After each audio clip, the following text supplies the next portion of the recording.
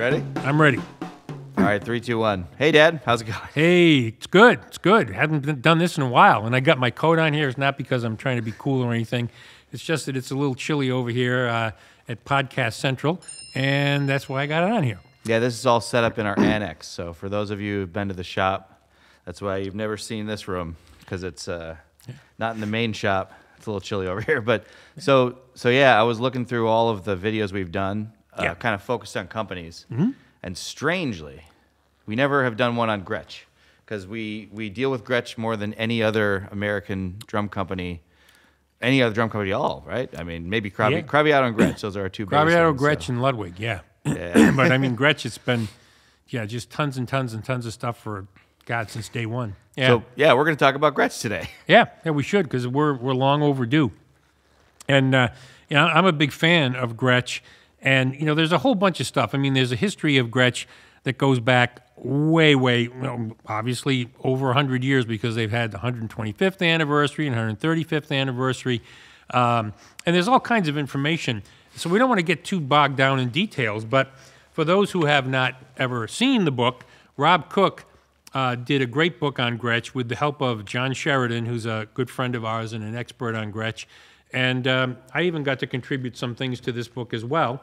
And it's really got a lot of great information. And this is where you can go and get all that nitty-gritty details about stuff. And I don't get into, what was the profile of the tension rods on this day or that day. But I really love the legacy of these drums. The drums were so great. The sound was so good. And some of that's a combination of factors like the shells and different things. But, we want to cover enough topics here to give you guys a good sense for why we love Gretsch so much.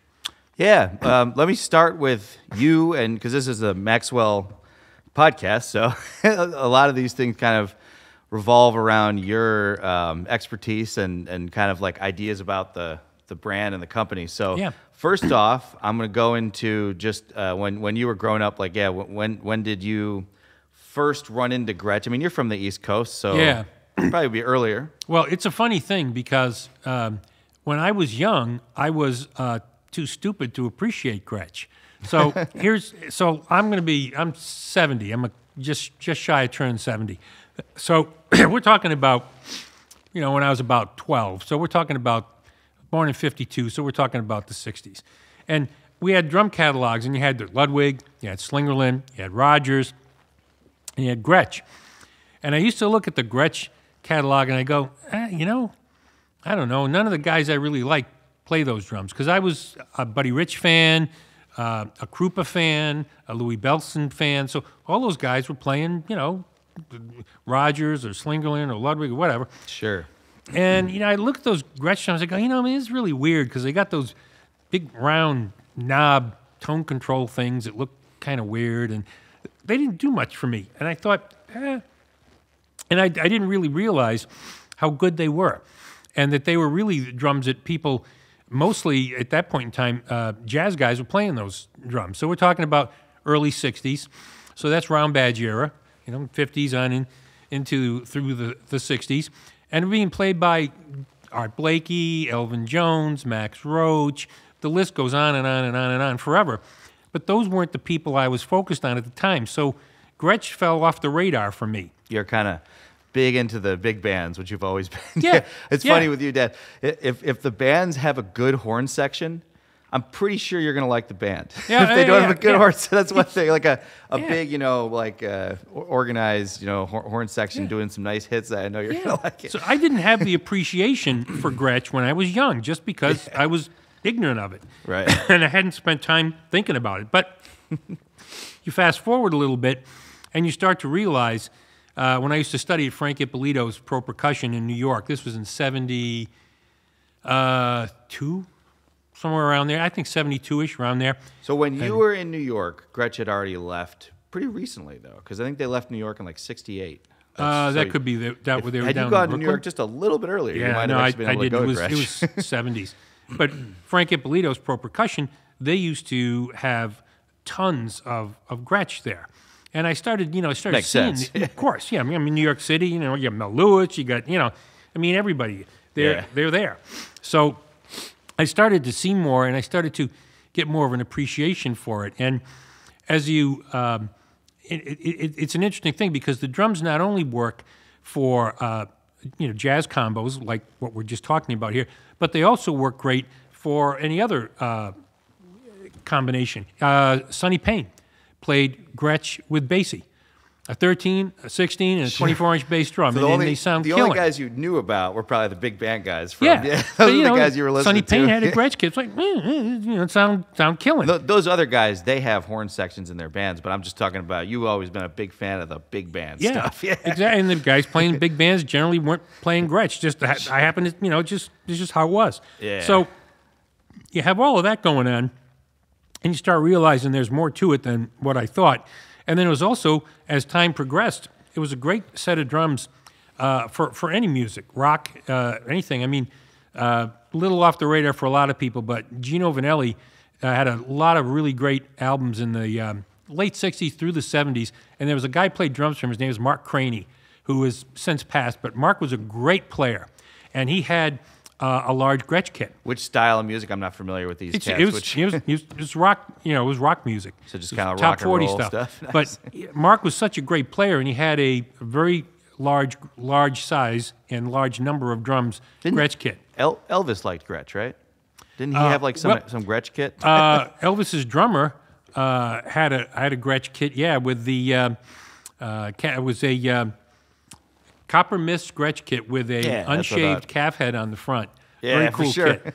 13, 16, 22 with the snare. But anyway, so long story short, you start to realize that these drums are actually pretty special, and you start to develop a greater appreciation for them as time goes on. And I've found that they are just absolutely stunningly fantastic to play. So you start asking yourself, well, why? What's the big deal? And part of it you think of, and this tracks to a little bit of a story that my friend Chet Falzerano told me. Chet is the reigning expert on Billy Gladstone. He's been a good friend of mine for about 30 years probably. And it's an interesting thing. Gladstone used Gretsch shells when he made the Billy Gladstone drums and when the Gretsch Gladstone drums were made. And what he liked about them was the fact that the shells were fairly thin and that they did not have reinforcement rings. Now, for people who everybody looking at this, listening to this, is going to know what a reinforcement ring is. But if you don't, basically when the plywood shell is made, the plies are laid out and they're rolled, and the edge where they come together is called a scarf joint. So you lay out, let's say it's a 6-ply shell. You got 6 pieces of plywood. You roll them and you have a scarf joint right here. Well, because you just did that scarf joint in one spot, that shell won't be strong enough without a maple reinforcement ring on the top and the bottom to keep the shell in round. Some people would think, and there's some truth to it, that interrupts, basically, it interrupts the sound because the reinforcement ring sticks out and then the sound goes down and then the reinforcement ring goes in and there's the shell. So what Gretsch decided to do, Bill Hegner was the guy who did this. They started with the 3-ply shell, and they used poplar for the center core because the poplar made the drum lighter, because it was not a very dense wood. And then they took 3 plies, but they staggered where the seam was on each of those plies. So by staggering it, they made the shell stronger, and it didn't have to have a reinforcement ring. And that gives it some of that pure tone. Later on, when they went to the 6-ply shell, it was the same thing. They just staggered it, so there were 6 different places where the shell overlapped. It didn't all come in the same spot. Yeah, I think there's a couple of reasons that Gretsch drums, they definitely sound different than any other drums. And one of the reasons that vintage drums, I think vintage American drums in particular, are really popular everywhere is just because each company had their real specific thing that involved like a specific sound. And so what you're talking about with the Gretsch sound, you're talking about the shell, which is first one without reinforcement hoops, and then the die-cast hoops too. Well, that's what I was going to say next. You're exactly right. Excuse me. There's 2 elements to it. One is definitely the shell itself, but then you think about it. Okay, die-cast hoop. Everybody watching this is going to know what we're talking about, but I'll say it anyway. Die-cast is a thicker, heavier hoop. Most drums have what's called a triple-flanged steel rim. Used to be brass, but triple-flanged steel. And they're generally lighter in weight, 1.2 millimeters, whatever. But a die cast is a very heavy rim. It's literally die cast. It's not made out of steel. It's made out of a metal that's a little less strong, but it's kind of like a less dense metal, so it gives you a really cool sound. That's why they're built so hefty, because it's not steel. It's like some kind of and they are definitely zinc, a much heavier rim than a triple flange. So what that does with the heavier rim, that is going to take a little bit of the overtones out of the drum. And so you get what I used to say about Gretsch, and I still say it to this day. Gretsch, especially that round badge era sound, which is the same shell formula, by the way. That's the same shell formula they use today. So the formula hasn't changed. But the Gretsch sound is a tighter, more focused sound and a very pure musical sound. And when you get a 12, 14, 18 jazz kit, when I tune a kit like that, all kits, I like to tune my kits almost not to notes. You can't tune a drum to a note, but you tune them to pitches, relatively complementary pitches. And I like to think of the bass drum as the root note of the chord, and the floor tom as the third, and the rack tom as the fifth, just like that. And you get pleasing sounds. An 18-inch Gretsch bass drum is so pure. The sound coming out of it is so pure, and the drums are so musical that it's easy to see why guys in those jazz combos love them so much. Take that a step further now, and you take that same technology and you put it out with the larger kits, like Mark Craney's kit with Gino Vanelli. I think he had like 3, 4 rack toms, 2 floors, a couple bass drums, and the drums sound incredible. So it's a really, really pure tone, and it's different. You know, Ludwig in the 60s, it was a much more rounded bearing edge. Their sweet spot was more between that middle to lower tuning.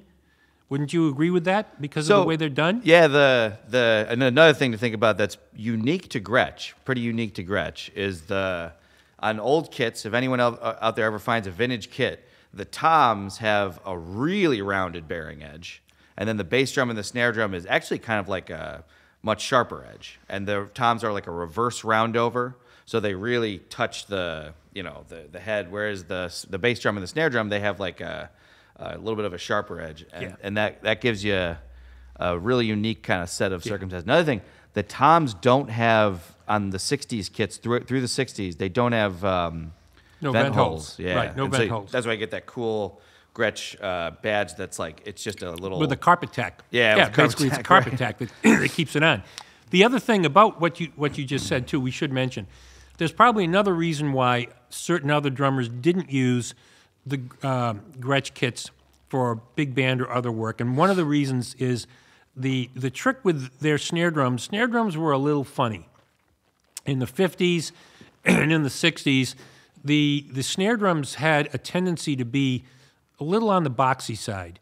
So it's a boxy sound. Yeah, it doesn't mean it's bad. It's just kind of its own thing. But again, it's its own thing. So why that would work for guys in the smaller jazz combos, it's probably not going to work so well if you're trying to push, 18-piece big band, and you need that snare drum to be a little more, project more, be a little sharper. The sensitivity. Sometimes it makes it difficult to get sensitivity out towards the edges, which with maybe like a leady single-ply drum from the same era would be really easy to get. And the snare beds on Gretches, for whatever reason, they've always cut them through the...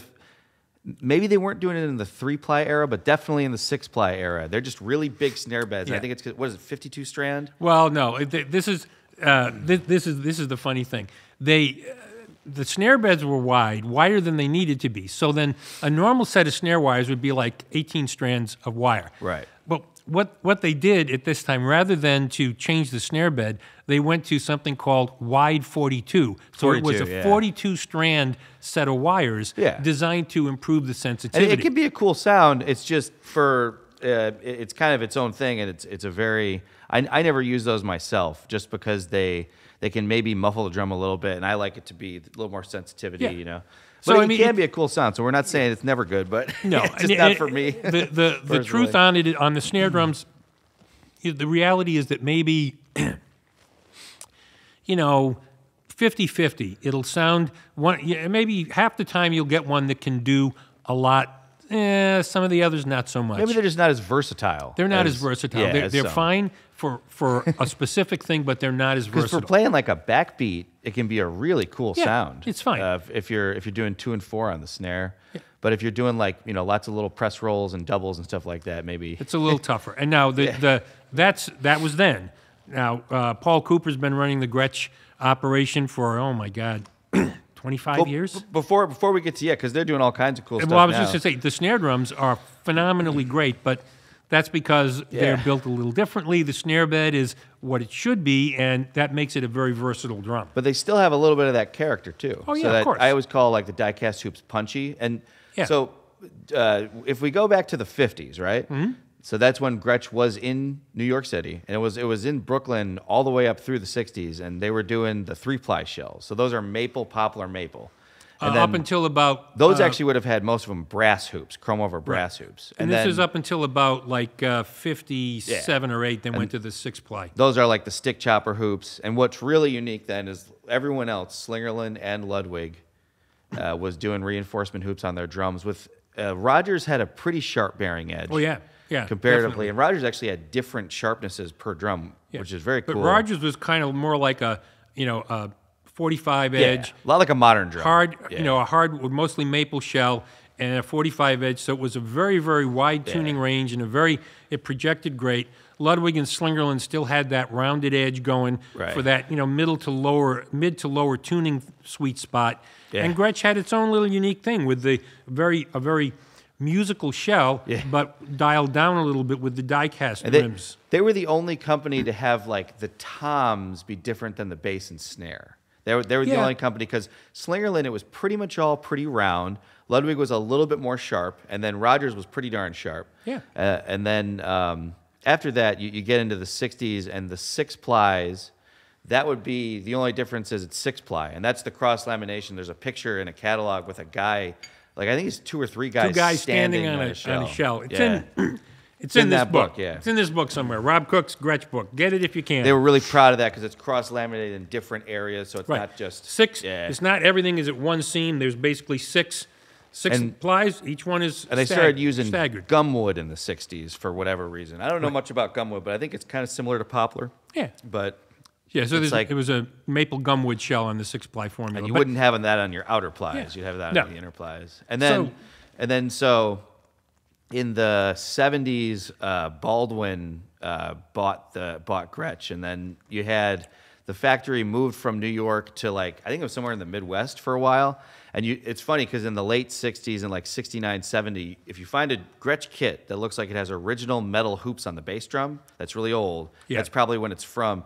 And sometimes those, during the transition, they won't even have bearing edges. Some of the drums I've seen before. There were some strange ones. It'll be like a flat one. I had a beautiful set of Gretsch kits from that later, era, after, into the 70s, was a 13, 16, 22 cherry kit that I used when I was on the road. This was 74. Yeah, 74, 75. And that kit sounded incredible. That was a kit that had the metal bass drum. Did you buy it new or did you get it used? I bought it new. Oh, nice. Where'd you buy that? Oh, God, you remember which shop? I'm almost 70 years old. I don't even remember what went on back then. But it was a kit. I bought it. I thought I had gotten finally to appreciate, like we were talking about, I got to appreciate the Gretsch drums. Sure. So I got that kit. And I really, really loved it. I played it on the road for quite a long time. Did Frank's in Chicago have a pretty good Gretsch stock? I'm pretty sure they did, right? Oh, yeah, for sure. And then, into the 70s, then the difference is they kept doing the 6-ply shell, but you'll see that those drums, the bearing edges are all the same later. So the bass drum, the toms, and the snare are going to have, it's like a 30-degree edge that's much sharper than the reverse roundover edge, but that's kind of the modern Gretsch edge. That's when that was invented. Because you brought up a point I didn't mention, which I should have. When we were talking about in the 60s, every drum had its different sound, and there was the shell construction, and the Gretsch edge, like the Rogers were like a 45, the Ludwigs were what we call baseball bat, and Slingerland, very round, but the Gretsch was a 30. So the 30-degree edge, you get a little bit of contact. That 30-degree edge is not as sharp, so that makes a little bit of contact with the head. to add a little bit of muffling to take some overtones out. Yeah. You've got the beautifully musical shell with no reinforcement rings, but then you get the die-cast hoops. So you get a little bit of muffling and a little bit of focusing of the tone, and that's why they're so pure and clear and clean. One of the reasons why they're so pure and clean. You know, another thing I like about Gretsch, they weren't always trying to reinvent the wheel when it came to strainers. So they have really two main strainers that if you have a professional level kit, it's either going to have. It's either going to have a lightning strainer, which was in the 70s, or the micro, which is the one that looks like a tombstone, which is in 60s or 50s. And it's not like Slingerland, where in the same 2 decades they went through probably 20 different types of strainers. It's a good point about. There's a student model one, but it's mostly but I mean, but it's a good point. And probably again, you know, everybody could argue this in a number of different ways, but Gretsch was not stuck in the stuck's the wrong word. Ludwig and Slingerland were right there in the middle of rock and roll and the innovations necessary to support rock and roll. So maybe it was more colors in the same city too. No, but what I'm talking about against each other. But no, it isn't even that. It isn't even just talking about within the genre of music. Ludwig and Slingerland would be seen more in rock bands, and rock bands would need more enhancements to the hardware because they're playing the drums harder, so they need to change the hardware, or maybe they wanted more color options or things like that. And so I think innovation for Ludwig and Slingerland was driven more by who was buying their drums and what their needs were. And Gretsch didn't really just change to change. If what they were doing was working all through the 50s and 60s, I mean, it's all basically pretty much the same stuff. The floor tom legs, kind of like they are what they are. The tom holder, it didn't, some people would say, well, they weren't progressive enough. But hey, if the customers who wanted those drums were happy with that, that's fine. Don't change it for the sake of change. They've always had a metal snare, but other than that, it's either a metal or a wood snare. And then with Gretsch, they don't have a version of like a super sensitive with you know like multiple strainers, and they don't have like other companies like came up with like the tone flange, or everyone was always battling to come up with a new snare drum. Gretsch had generally you had 8 lug snare drums. They were wood or they were metal. They had a lightning throw off or they had a microsensitive throw off, unless they were like a student model in a different story. But it wasn't wasn't all that wild and crazy. And then eventually Fred in the 80s, it's a couple different badges you'll see. Some that are kind of rare and kind of cool in the book if anyone is interested in picking one of those up. And then in the 80s, he bought the name back. He bought the company back. Yeah, Fred. I've known the whole company. I've known Fred for it's kind of a cool story too. A long time, and I always give Fred credit, because when the company got sold to Baldwin, he was really, really upset about that. But he was very young, and there wasn't a hell of a lot he could do about it. I mean, he was in no position to try to raise the money to buy the company himself. So the company was sold to Baldwin, but Fred always wanted to get it back. And it was right around, I think it was 85, 6. It's in the book. I don't remember the date that well, but he bought the company back from Baldwin, and that was good because under Baldwin, Baldwin was Baldwin. I mean, they made pianos, organs, other instruments, but it wasn't the same. It was not a family-owned business anymore. And there were a lot of fits and starts and things that worked and things that didn't work. And, enough of that stuff. You basically get to that point, Fred bought the company back. It's the only American drum company of the big 4 or 5 that's still owned by the family. Oh, yeah. Yeah, because Ludwig hasn't been owned by the family for a long time. And that happened kind of similarly on and on. It went back and forth a little bit. I mean, Ludwig, since the chief sold it to Con Selmer, it was, that's never been back in the family. Yeah. So B3's got his own company, but the original ones. This is the original. So it's it's very it's great that Fred bought it back, and that was wonderful, and he still owns it today. DW, of course, as we know, DW runs the operational side of this. So basically, DW is responsible for all of the manufacturing. And they're another great company that's owned by the original family too. But absolutely. They're just so much newer. But that was so much newer. I'm counting the old ones. You're talking here, into the way into the 70s when Don started DW. But they have now they do all the manufacturing. The facility that Paul Cooper runs is still there. He's there with his team, and he's still making the drums. He's been making the drums there for, God, I think it's 25 years now he's been there. And I met him 2 weeks after he started out at the Chicago show. So it was a good... We should talk about what they're doing now and what they've been doing for the last maybe 20 years, because we left off in 1985, right around there when he bought it back, and they maple gumwood 6-ply formula. Yeah, that stays the same. It seems to me as though one of the things that happened was Gretsch that hadn't really been true before is they got really renowned for their lacquers, because they're really proud that they use the nitrocellulose lacquer. They don't use a plastic. They use kind of the same one that has always been used. Yeah. And it seems to me like that's maybe in the 80s is when that kind of happened. You see those like cherry red and walnut. It's beautiful. Yeah, the finishes are beautiful. They do such a great job. And then KMC got involved at one point, just like on the distribution KMC angle. was the distribution partner. Again, Fred still owns the company. He always has owned the company. At one point, KMC, which is a division of Command, was involved in distribution, and then KMC was bought by Fender. So Fender owned KMC that was doing the distribution, and on and on and on, and eventually... and you will hear some people, because they get their raw shells from... they used to get it from a company called Jasper. That's another thing. These are the 6-plies. I'm pretty sure the 3-plies were probably made in-house way, way long ago. I don't actually know that, but I think that. So if anyone in the comments wants to...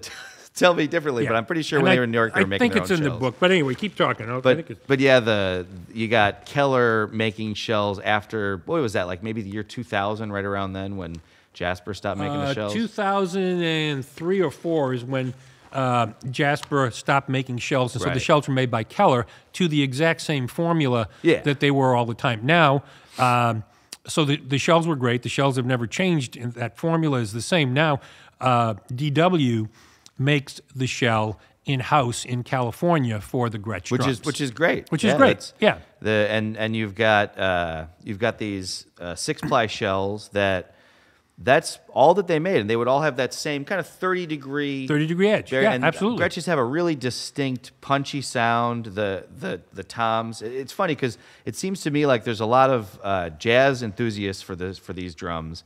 And then they also have like a kind of like hard rock following too. A lot of the hard rock guys really love the die-cast hoops and that classic Gretsch sound.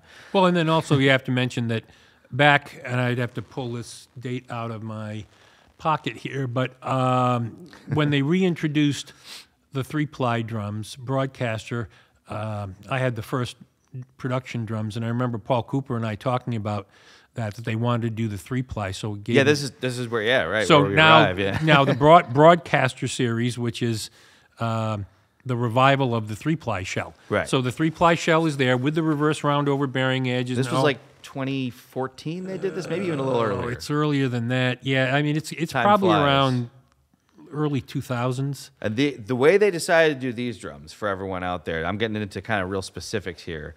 The bass drums and the toms have that same reverse round over edge that the toms used to have in the 60s. That's but the snare drums have like the more modern 45, or it's a 30-degree edge, not 45. 30, yeah. And they that gives you a little more kind of like sensitivity on the snare drum, but then a real nice round punchy sound. I always say for like studio recordings that the Broadcasters, they you won't need to muffle them as much because they kind of have just a nice punchy sound. They came out with 302 hoops. Yeah, that's the other thing too, because in the 50s, like we said before, the hoop was a double flange, which we used to call a stick chopper because they were quite sharp.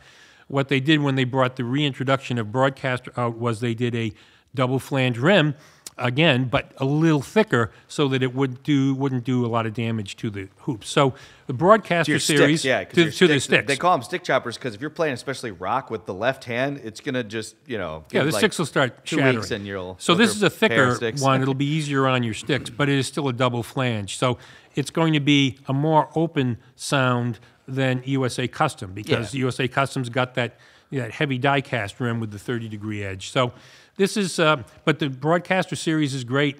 We had the first two. There were 4 different configurations out, and we had the first drums for a couple of those configurations, and it was great.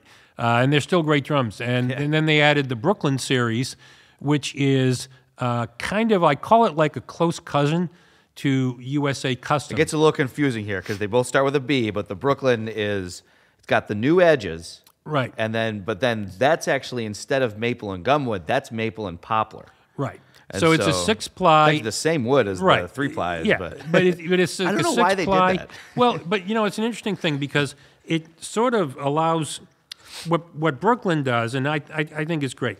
USA Custom and Broadcaster have all the customization features you want. So you can get any size, And you can call back in 20 years and you can get a drum matched. That's the thing about Gretsch. Yeah. They do such a good job with their customers from many years ago. Oh, so you buy a great kit, just one phone call away. Yeah. I can have, send them a little picture. Oh, yeah, we can match that. Yeah, and I mean, Paul will even say, send me a 50 drum. years old. Yeah, in worst case scenario, send them a drum and they'll match it perfectly. They are incredible. But what they did with Broadcaster and USA Custom now, what you have is a ream of sizes, pretty much anything you could ever want. A ream of finishes, whether it's a wrap finish, a satin oil finish, or a gloss lacquer finish. So it's the ultimate for customization. Brooklyn's a little different. So what Brooklyn gives you is a version of the great Gretsch sound, a little bit of a different version. So you got that 6-ply shell like you talked about. You've got a 45 edge, but you've got double flange, 302 hoops on it. So it's a little bit of a hybrid. But a little more resonant, though. Yeah. The beautiful part of it is it's still USA made by Paul and his team. Yeah. It's much less expensive, but that's primarily because there's limited sizes available and limited finishes available so that they can produce it more easily and more efficiently and keep the costs down. Perfect for like a studio or maybe a house kit, or even like a kit that you want to bring out. Doesn't maybe have the exact custom build that you wanted, but I mean, for the somebody, ones with the wraps, they're real tough. Get scratch you on, play, not a big deal. 13, 16, 22, or whatever it is, and you've got a USA Custom kit, but you need a second kit. Maybe that Brooklyn kit's the kit you buy. Save some money, and the sound is, like I say, it's a very close cousin, is what I call it, to USA Custom. So it's a great line. And wait, one more thing. Yeah. What's important about that is it opens up the market to a broader group of buyers. So if you got somebody who goes, man, I really want a Gretsch USA kit. That's ultimately what I want, but I just don't have the bucks to do it. Well, if the same 4-piece kit in Brooklyn is about $1,000 less, you can get into the Gretsch brand and be proud of the drums you're playing, USA-made Gretsch, and then down the line, as you make a little more money and get more gigs and the like, you can sell that kit and you can buy your USA Custom. It's not, and then if you're like entry level, it's your first Gretsch kit ever. You can get like the Catalina. Those are great too. I've used those as like gigging kits as well. And like every other company, Gretsch has that's like an import import line, and the import line runs anywhere down from as inexpensive as the Catalina club kits. They're very inexpensive, but they're very nice, and they work great. It's a great, take it to a rehearsal, it's a rehearsal kit, or in a teaching studio if you need things. They're great. They sound great, and then you can move up the line. They've got different series there, and including the Renown series and other things where they're well-made drums. It's just a whole, different price points, so you've got the ability to draw more people into the Gretsch family at all those different price points. But for what we do, we don't really do much at all with imports. Us, meaning the Maxwell shops. Forks, which we also own. Forks is a different scenario because they are more of a true full-line shop where they serve all tiers of the market. So they'll carry all the different, price tiers. Yeah. But for us, it's basically USA Custom, Broadcaster, and Brooklyn. And then we also do those in the special colors that they do. Yeah, that was a note I was gonna say. Our Fiesta and then Mardi Gras. These are finishes. Why don't you talk about those a little bit? Because that was a thing we did with Gretsch a long time ago. Yeah, a long time ago. I wanted to do some special finishes, and I talked with Gretsch. This was when KMC was still doing the distribution for them. And what we wanted to do was to do Mardi Gras. And what Mardi Gras is basically is a black background with what looks like confetti, different colors and different little different shapes. And that was a finish that was out in the 50s and 60s. There was Rogers had a Mardi Gras finish. Slingerland had one. Leedy had one, and we wanted to do that. So we did that, and they did it exclusively for us. And then we also decided to do Fiesta Pearl, which was, again, a similar finish, but basically a white background with confetti.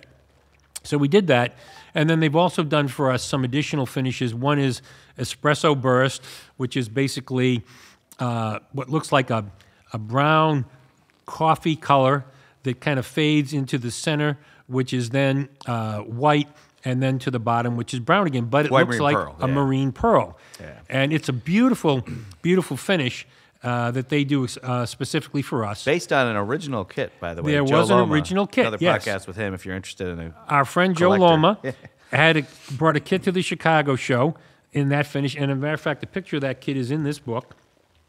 And you can probably put that up for everybody, so Jake will take care of that. Exactly.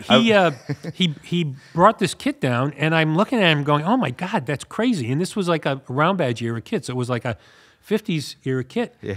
I said, that's wild. I don't know how that got done. So I took pictures of it, and I sent the pictures to Paul Cooper, and I said, Paul, do you think we could do this? And Paul was looking at it going like, well, it's white marine pearl, and, we could tint it at the top and tint it at the bottom with, so it's like a coffee color and then kind of like faded to the white marine and then back to the other. But he said, that would be a real pain in the rear end and a lot of work. He said, I bet we could get Delmar to make that as a wrap.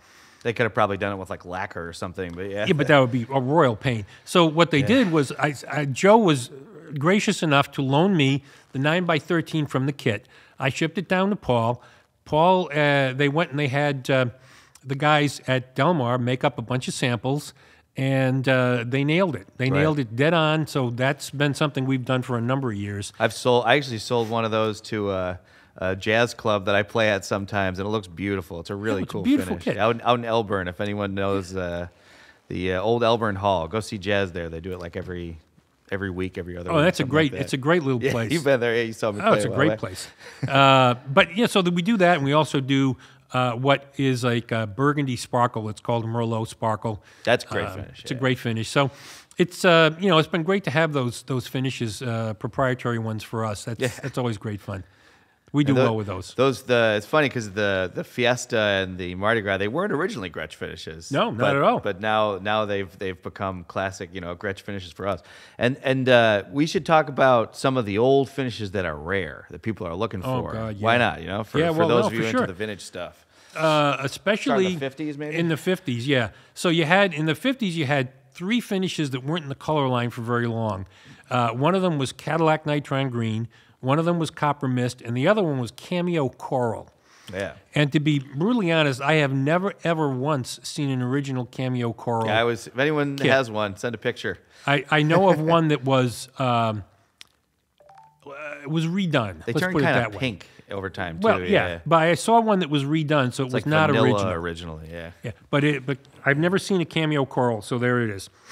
Copper Mist was a finish that was only in the line for about 4 years, 54 to 58, and is very rare. But Elvis's drummer's kit was Copper Mist, with the unshaved calf head on it, 13, 16, 22. Very. Where is that kit? It's got to be somewhere. It is. Museum somewhere. I know that kit was purchased, and I think that's Rock and Roll Hall of Fame. Maybe. No, I think that's in Charlie Watts' collection over in the UK. Oh, really? I think so. You may have told me that before. I think so. I was not responsible for that transaction, but I'm pretty sure that's where it is. But then there was also Cadillac Nitron Green. And the thing about Cadillac Nitron Green, you say, well, where'd that come from? Well, Gretsch used to use color like that on their guitars. Right. The Gretsch guitars. And this Cadillac Green was basically done with 24 karat gold hardware. So it was an incredibly expensive set, if you can think of that. Nobody had the money to buy. I think it was like, I don't know, $800 or $900 in 1955. That was just like craziness. There's nice brass hoops, and then some of those even have die-cast hoops all coated with like the early die-cast hoops. So there's for those listening, on your snare drum, sometimes you'll have a proto die-cast hoop, which is a die-cast hoop. That's like the first version of it. Yeah. I don't even know. I don't think those are made out of brass. I'm pretty sure they're made out of the pot metal. The same stuff later. The edge is sharp. It's sharper edge. But around the ear is it's still a die-cast. Die-cast, yeah. Yeah. Those are kind of cool, those are the three rarest finishes. Oh, and then don't forget Peacock Sparkle, which is like my favorite finish. Right. I've got it always fades. It looks yellow later. But Right. Peacock Sparkle was another short-lived finish, and if you look, you go, well, it looks like Champagne Sparkle. Well, it kind of is, but fades to that. Yeah. What it is it was like a Champagne Sparkle, but it had red and green flecks in it. And pink. And pink. Yeah.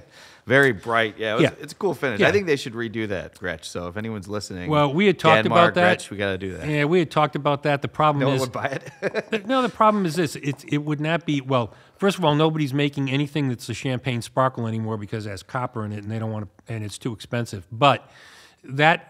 I don't think this would have copper in it. Well, the Peacock is because they're such bright colors. Champagne-ish. You might be thinking of the faded ones. Remember, when they were original, they were like bright green, bright pink, and bright silver sparkles in there. I think you'd get away without but I think the background is a little pinkish. I'll talk to Dan more. We'll and see. The bottom line is it would be very, very difficult to I think the main show issue that. is no one would buy it because it's such a loud finish, you know? Yeah, it's no one's made one in 70 Let's put it years. this way. It's a very rare finish, and the easiest way to check on something like that is to look under a lug. Sure. If you get an example, you say, well, it kind of looks like Champagne Sparkle. Just take a lug off and look under the lug, and you can see. But it's got those flecks in it. That's a very rare finish. Incidentally, my favorite kit that I use for like a vintage kit, if I bring it out. That's the old faded one. It's a 2013-16, and it basically just looks like gold sparkle. That's what it looks like to me. Well, it looks like faded gold sparkle. Yeah. But if you take a lug off, it's like these bright colors. But those, so there are no good examples of kits that I've seen in Peacock. There are probably. There's a couple I've handled maybe 2 or 3 that were good, strong examples. Another odd thing about the Peacock kits, I'm pretty sure originally they were the only Gretsch kits that I know of that weren't rocket lugs, but were nickel-plated lugs. I'm pretty sure those had nickel-plated hardware on them for whatever reason. I'm pretty sure, because I know mine looks like nickel. That's just a fun little fact. Yeah. But anyways, so but you got to talk about it for a second. I mean, Birdland? No, Cameo Coral, I've never seen any kits. Sure. Copper Mist, you see them. I've got actually one right now. Yeah. And I've cool had one. Check it out. Several very, very nice examples of that. And Cadillac Green, give or take, there's probably about 15 or so known complete kits. You talk about the Birdland connection. Yeah. There was a kit used in Birdland. The house kit in Birdland was a Cadillac Green kit with gold hardware. That was and I don't know where that kit is. I have no clue. But 2213-16? It was 2213-16 with this 5.5 by 14 snare, and who knows where it is. I wish I knew where it was. All the people that had played that drum set, oh my God. So that was like in New York probably in the 60s, throughout the whole 60s. In the 50s. So. I mean, that was in the 50s and through. I don't know when they swapped it out, but it was there in the mid-50s. And, when Charlie Parker came through there and everybody else, Max Roach, and playing on that kit with Dizzy's band and God knows who. I mean, it was just been incredible. But there are very few known examples. I've handled maybe, I don't know, 6. Yeah, probably about 6 of the larger kits. And then we had what is arguably the finest known example. It was a 12-14-20, or at least the rarest, with a 4x14 Max Roach snare with all of the original K Istanbul cymbals that came with it. That kit was one of the most incredible things of all. But very rare finish, rare stuff. Gretch was the distributor for K Istanbul in the 60s, too. That's another fun kind of K Istanbul cymbals were distributed by Gretch right through sometime in the 60s. If you ever get an old one, they would have a little G on them sometimes. I think that might have meant they were Gretch. But then, so nowadays, a lot of the times people ask me when they call, like, why should I go for either a Brooklyn, a USA Custom, or a Broadcaster? You want to answer that? Because that's a big question we always get. It is, and it's sort of along the lines of what I had said before. What I usually ask people is, I used to say, look, what kind of music do you play? That's what I usually ask them. And if the guy says to me, well, I play exclusively, I'm in a blues band. I'd say, okay, so you probably, and then I ask him, how do you tune your drums? Well, I tune them like, medium or low. Okay. So what I'll usually say is, well, you probably want a broadcaster kit because it's got that, that 3-ply. It's got that more rounded edge. It's going to be best in that mid to low tuning. Or if some guy tells me I play, all I play is a, jazz trio. I said, well, okay, you probably want USA Custom, 12, 14, 18, 12, 14, 20 maybe, where you get that tighter, more focused sound. And then somebody might say, well, I play a bunch of different things. And say, well, okay, then USA Custom is real versatile, but Brooklyn's real versatile too. So if monetarily there's a consideration there that a USA Custom would be best for overall versatility, but if you have a budget constraints, get a Brooklyn. That's what I usually tell people. Yeah, and the Brooklyn's going to sound really good, but yeah, it's just most people go for the standard sizes. So if you can do standard sizes, yeah. And I always say that the broadcasters, you don't need to muffle as much. So like, my advice is just for maybe a little more of like an old school, but like, you set up one of those and the toms, you put no muffling on them. You might not have to, right. And then they'll still sound good. I like those in the studio. And that's a good point you bring up because one of the things that we started with Gretsch many, many years ago was something called vintage build-out.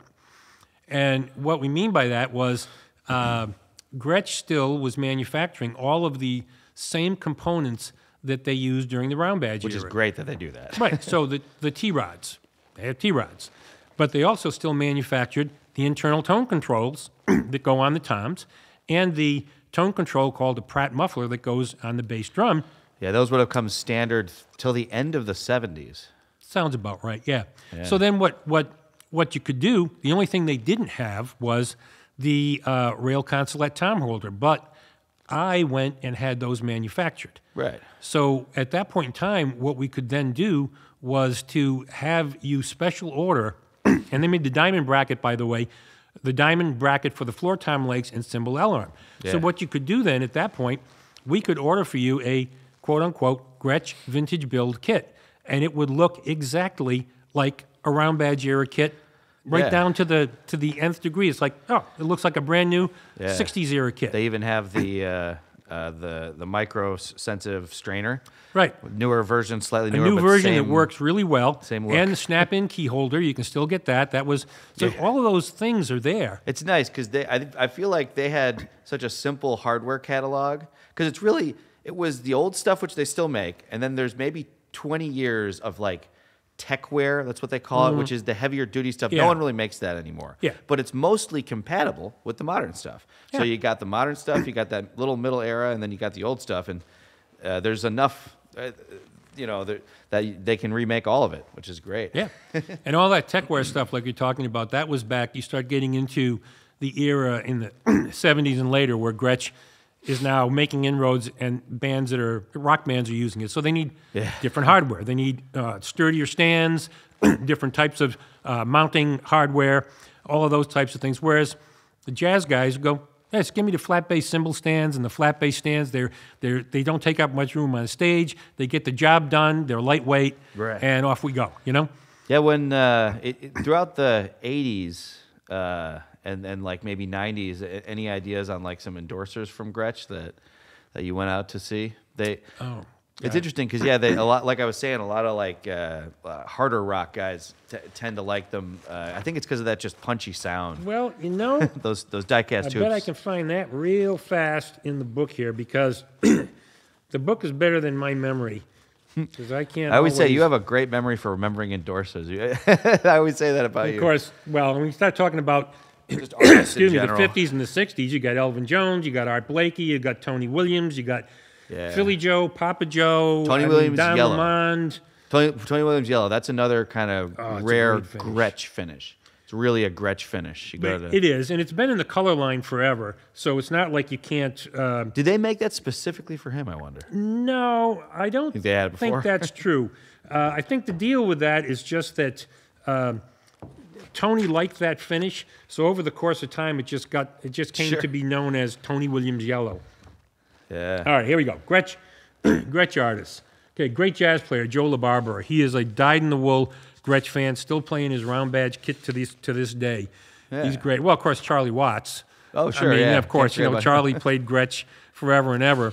But Steve Ferroni, he's a great long-time Gretsch artist. Of course, good pal of ours, Vinny Colaiuta. I mean, Vinny, Sure. Vinny's back in the Gretsch family. He was for quite a while and moved around a little, but is back there again. Nice. And of course, Actually, didn't know that. another friend of ours, Cindy Blackman. I mean, Yeah, Cindy's for sure. been a Gretsch devotee forever and ever. Saw one of her clinics at the drum show maybe 10 years ago. It was really she's great. She absolutely kills it. And She's what so a- much energy. and such a sweet person, and she's great. But I mean, there's so many people. Well, Phil Collins was a Gretsch artist for a while. Let's just look and see here. It'll refresh my memory. Oh, they got even historical ones in there? Yeah, Denny Sewell, who was played with Paul McCartney in Wings. Of course, we already said Charlie Watts. I said Mark Craney when he was with Gino Vanelli.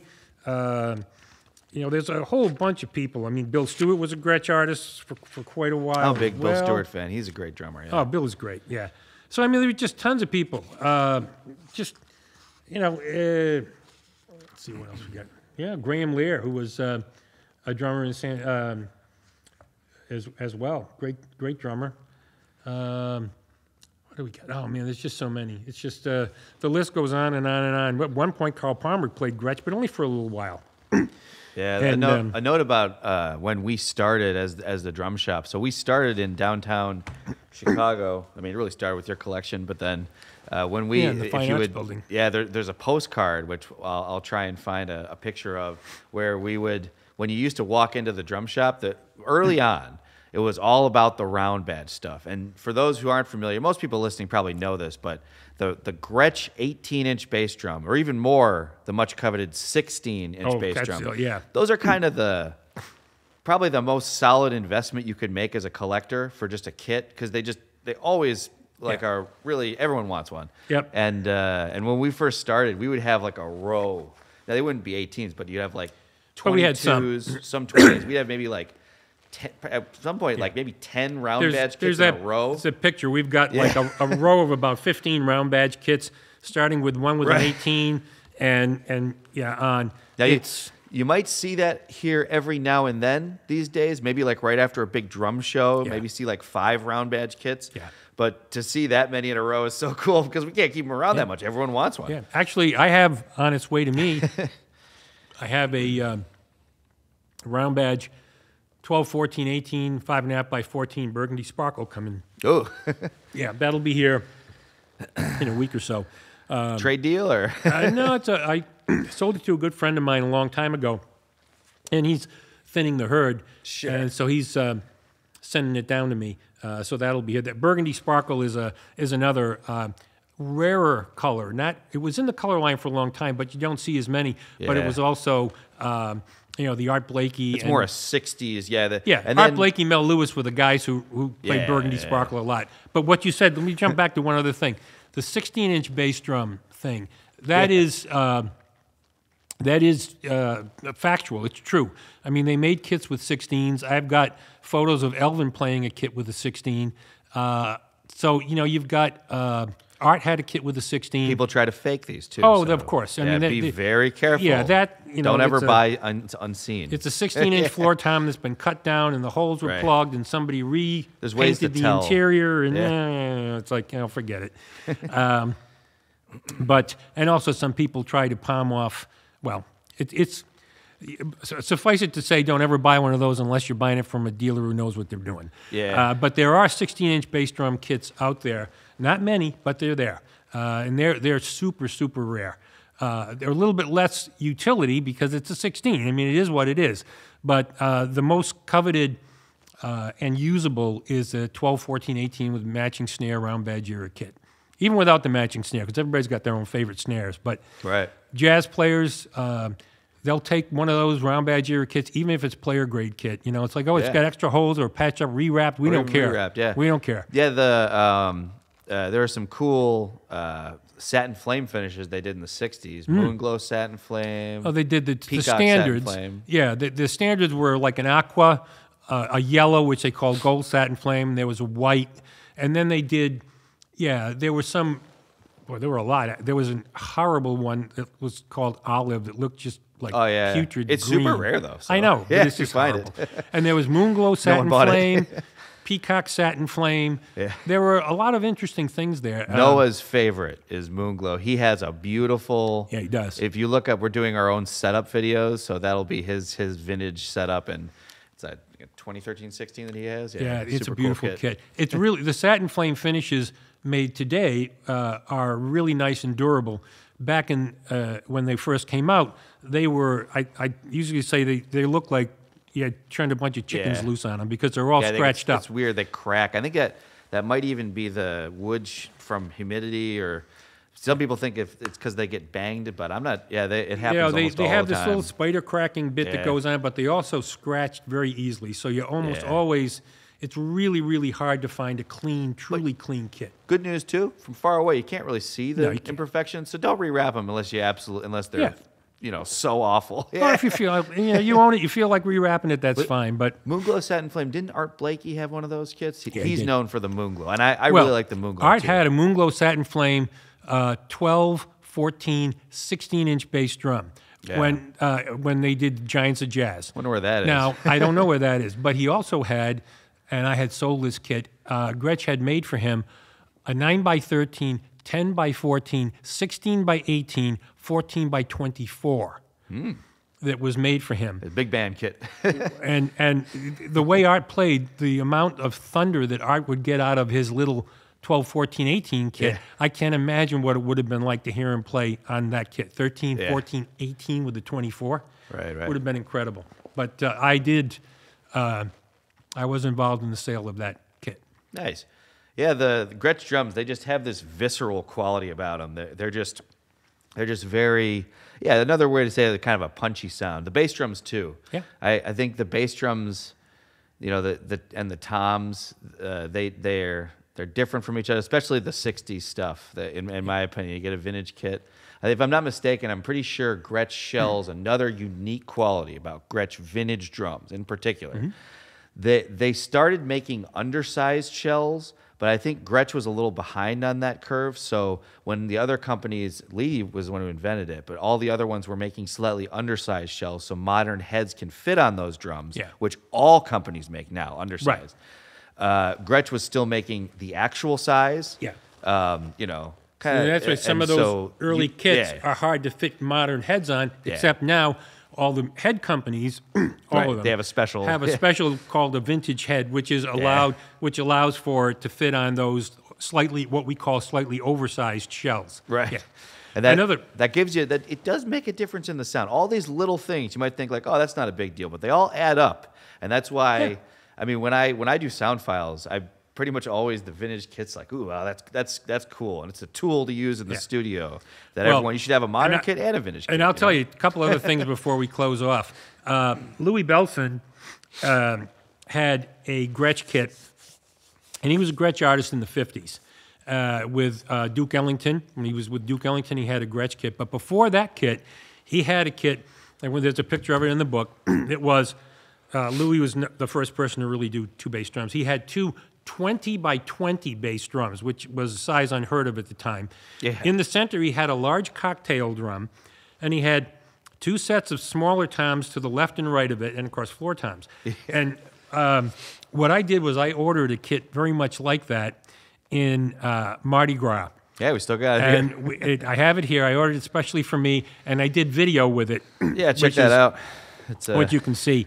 So that's a. I wonder what got him into double bass drums. I wonder how he got into that. He just had that idea from early on. He just thought it was a great idea, and he actually brought that to the forefront. He was the one who did it. Early in his career, he won a contest, right?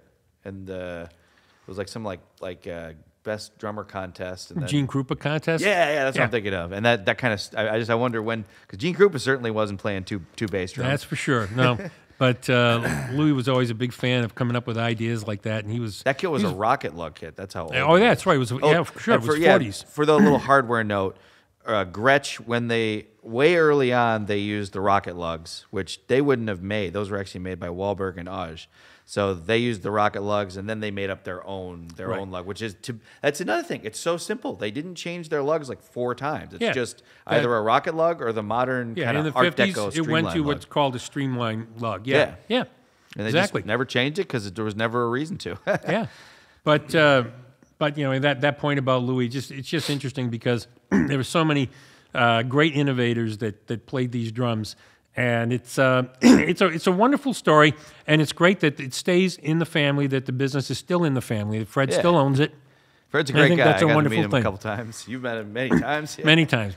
He's been to the New York store, I imagine. Oh yeah, we had He's never been to Illinois, I don't think. No. You should come, Fred, if you're listening. Come out to the shop one of these days. But You're in Chicago, it's great. And I have to give a nod to all of the folks, Paul Cooper and his team, who do a great job and always have been, and they still do. They really, really live for these drums, and they keep that legacy alive. And all the people at DW, Chris Lombardi and Don Lombardi and John Good and everybody else out there, they're really strong believers in keeping that legacy alive, and they've done a great job with it, and including just ways to modernize things so that they can produce more quickly, and they're making the shelves for them now. It's really been great. So the Gretsch story is a great story, man. It's just if you something need anything, we're proud to be part of. Anything custom, they're such a great company because they're so easy to work with. And then, like I said, if you break a hoop or something, they'll make you a new one in a couple of years. If you bought it from us, we'd probably just get one for you, if it cracks. Oh yeah, And just a really, really wonderful people to work with. They take a lot of pride in what they do. Absolutely. So it's great. I've got nothing but great things to say, and we've been proud to be associated with the Gretsch family for so many years. Man, it's just great. And now DW involved as well. They're an American-owned company, and now they're going to be doing stuff with Slingerland as well. So that's right. Yes, that's exactly right. Yes, which is these great. Old brands that we can still play. So just say in the comments if anyone has any more questions about Gretsch. I think we've really covered a lot. I told you this was going to be a longer one. We could probably talk about Gretsch for longer. If we ever run out of ideas, maybe we'll do a second half. Yeah, and I mean, there's so much other stuff. We deal with them more than really just about anybody. Really, Craviotto and Gretsch are kind of how we started. Those two. We do a lot with Ludwig too, but but the stuff we do with Ludwig has been more recent. When I say more recent, within the last 5 to 6 years or so, we've started doing a lot of Ludwig as well. But we've been doing when we started this business in whenever it was 2001. We were doing basically vintage, high-end custom, which was Craviotto, and then basically Gretsch, and just the USA, the USA part of Gretsch. Yeah, we were talking about good setups, and I'd say if someone came into the shop and was like, I want a real professional kit, and to be ultra versatile, kind of work for anything, and not $8,000 to $10,000, but maybe around 4 or 5. Do a Gretsch kit and then a Craviotto snare drum. That's kind of the ultimate setup for what we for versatility. Because other snares maybe they have kind of their sound, but what do you think about that? No, well actually you have the ability, and I worked this out with Gretsch, so we can make a solid shell snare drum. And for Gretsch solid shell snares, they will build the snare out as a solid shell with a Craviotto shell. We send them. Oh, nice. We meaning me, but our Craviotto business. Yeah. We make the solid shells for Gretsch that they use for their solid shell snare drum option. Yeah, very So you cool. are in effect getting one.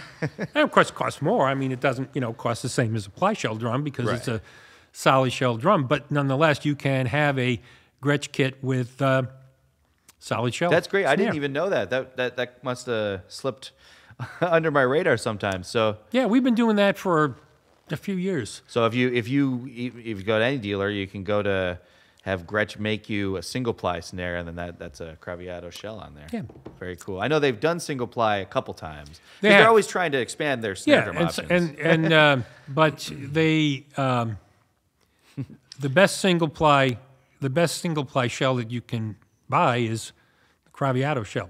Johnny's design the way Johnny did that work can be it's just without compare.